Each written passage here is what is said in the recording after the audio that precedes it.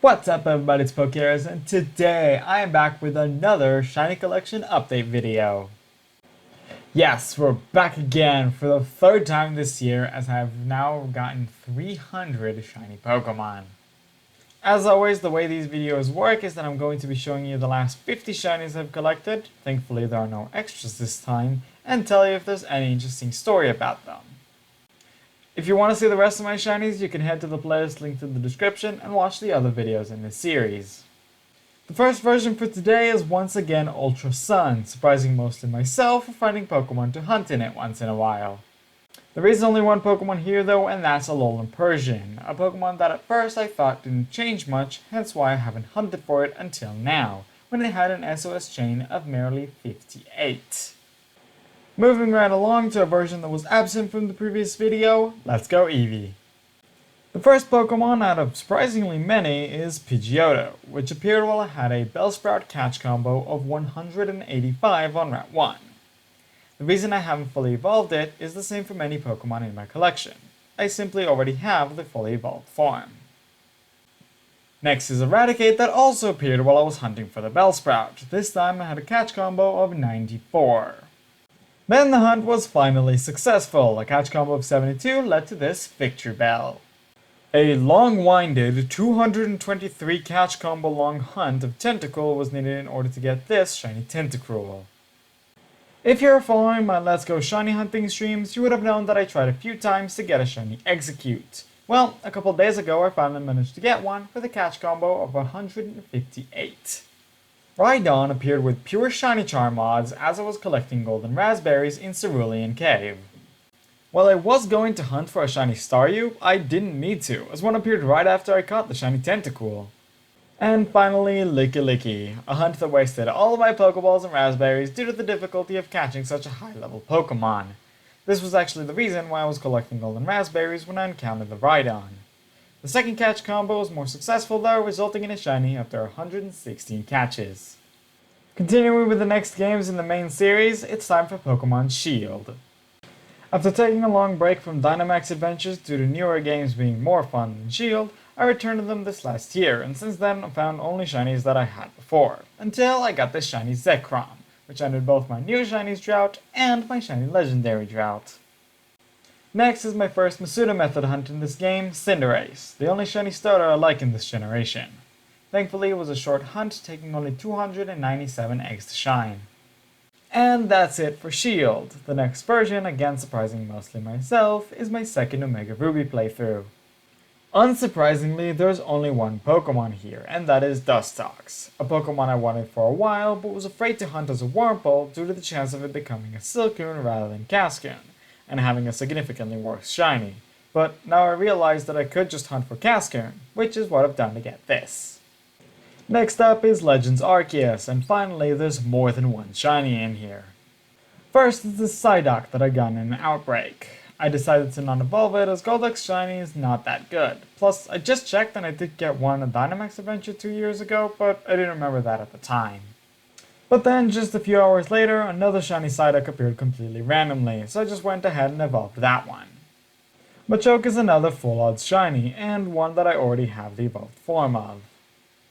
Staraptor appeared as a Staravia in a massive mass outbreak. I got this Kricketune as a random encounter. It's a good thing I remembered that saving the game saves the Pokemon around you though, as Kricketot are scared of the player and can despawn if chased. This one did so twice before I finally managed to catch it. A week and a bit later I got a massive mass outbreak with berry dropping Kricketot, and get this as a result. Yes, I did go slightly out of order there. It would have been weird to show you the unevolved Kricketot before you saw the Kricketune. This Yanmega appeared in a random encounter, though I wanted and tried to hunt for one.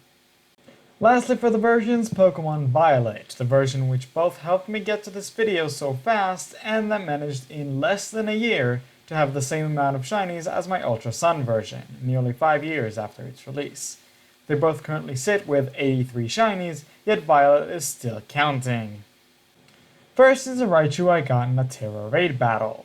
It wouldn't be interesting on its own, but the same day I got into another Bug Terra Raichu, and it ended up being shiny as well. Because they're identical in literally every aspect, and I even got the same exact rewards for the raids, I believe I just got into 2 raids hosted by the same person that found a shiny and decided to share it with the world. I got this shiny Slowbro from a half-cleared outbreak while I used a sandwich that I started in a different outbreak. Just happened to have multiple outbreaks for water-type Pokemon. What Pokemon was the other outbreak for? Well, for Cloyster! I mean, the outbreak was for Shelter, otherwise I would have used an ice sandwich. I wanted the shiny Cloyster for some time now, and even tried to hunt for it in Let's Go, but when a 500 plus catch combo was ruined in a moment of me not paying attention, I settled on getting in Violet. This Vaporeon is from an outbreak that happened the same day as the last 2 Pokemon, but while I cleared it with the last bit of the one sandwich I made, I only got the shiny at the end of the day, when I decided to get a few more encounters in it sandwichless. I got this Sudowoodo using a sandwich I started in an outbreak for a different Pokemon, that you'll see later in the video. I actually pulled off getting 3 shinies from that one sandwich, so that's pretty cool. Quillfish is in a similar position to the Slowbro from earlier, where I got multiple water-type outbreaks on the same day, and managed to get a shiny from an outbreak I cleared while still having the effects of the previous outbreak sandwich. I got this Heracross at the end of a stream while I was hunting for either a Phalanx or a Passimian in the Bamboo Forest, where Heracross spawns as well. The reason Heracross wasn't my target is that I'm not a big fan of pink shinies. I picked up the next stream from the same place, and got another shiny Heracross. I hunted for this Houndoom on stream. No, nothing else to it. This Ludicolo is from an outbreak in Kitakami, and the reason I activated the sandwich that got me my 300th shiny. Yes, this does mean that this one is number 299, but that's not as exciting. This Dusclops appeared randomly as a Duskull when I was exploring Kitakami, after the struggle I had hunting for one in Brilliant Diamond. I wanted to shiny Abomasnow for a while now, so when I got a Snover outbreak, I left it the chance. Probopass is from my first successful outbreak in Kitakami, and another shiny I've wanted for a long time. This Amoonguss was found with the last remains of the sandwich from the Ludicolo from before, and if you remember what I said, you'd know that this is Pokemon number 300 in my shiny collection, the latest one I got as of recording this video. I got Electros in a Terra Raid battle on August 12th, before managing to record the previous video. If you've spotted it there and knew I had it already, good for you. Cryogonal is one of the few Pokemon I was waiting for an outbreak of to hunt, as it's a pure Ice-type Pokemon which spawns in the place where basically every other Ice-type spawns. I finally got it, but not before another Ice-type shine from the sandwich I used. Hawlucha is one of the best shinies in the series, and the only reason I haven't hunted for one so far is because it's annoying to do so in every other game it's in. I did manage to get the shiny Passimian I wanted, but not from the Bamboo Forest. I'll explain why in a bit. This Corviknight is technically from an outbreak, but I only knocked out about 3 or 4 Rookidee when I found it, so there wasn't any effect from it. Shiny Phalanx was also successfully found, and due to finding it before Passimian, and finding out that Tacture Thicket has Passimian as nearly its sole fighting type, I changed my hunting grounds. Ice-Q, like Corviknight, was from an outbreak, but before it could have any effect. This indeed is in the same boat as Corviknight and Ice-Q. Gorfire was found on stream in what is about the 10th sandwich I made trying to find either a Shroodle or a Fungus.